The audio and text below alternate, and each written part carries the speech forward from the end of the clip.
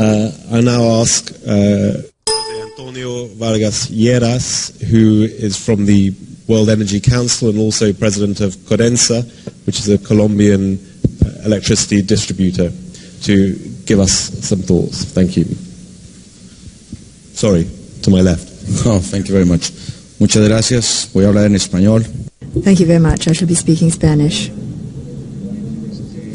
I see that at last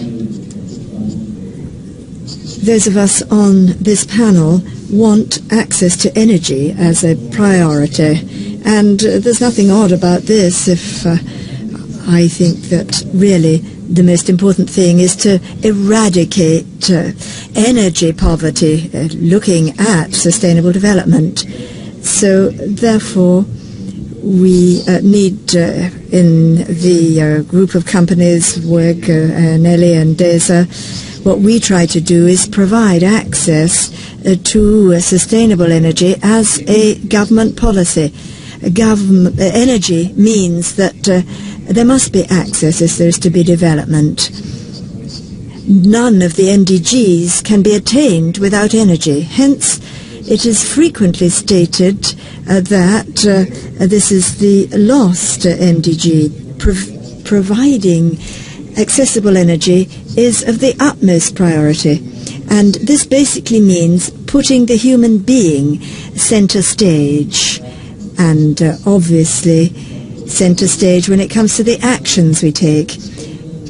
Developed countries often focus on energy security and the ideal mixture to reduce CO2 emissions.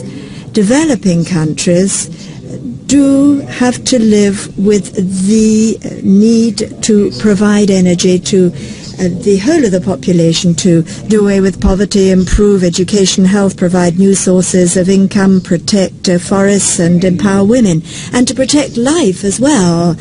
Access has a very positive impact on policies to combat climate change. Reducing subsidies for fossil fuels is the first recommendation which was supported. I wonder if it's possible that 1.5 million people can have higher hopes of access to energy resources, and I think that no. I think that we could even go so far as to think that this might actually be counterproductive. So let us be quite candid here. If these subsidies, which most recent studies put at between $400 and $600 million per annum, if just a small portion of these were channeled to investments in access, this proposal would stop attracting the first world and developed countries and become a proposal that would prove more acceptable to developing countries as well. However, I don't know whether such an idea is viable. I haven't actually seen it in any of the G20 documents, which are now under scrutiny in Mexico. I haven't seen it in any of the proposals from the IAEA either, the International Energy Agency. I don't think it's because it hasn't struck them, but these dialogues provide a very good forum for emphasizing this sort of solution, which is practical, because access obviously requires resources. And such resources can be channeled not just to access, but also to ensuring energy efficiency, and can go also to renewable energy, which I also see has a large measure of support here.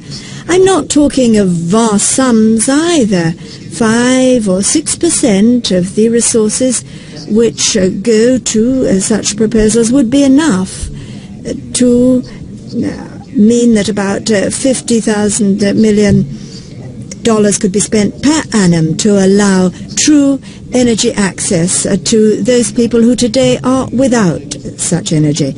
I would say, as a final appeal, that we cannot allow access to energy to cause us once again to lose our way. Thank you.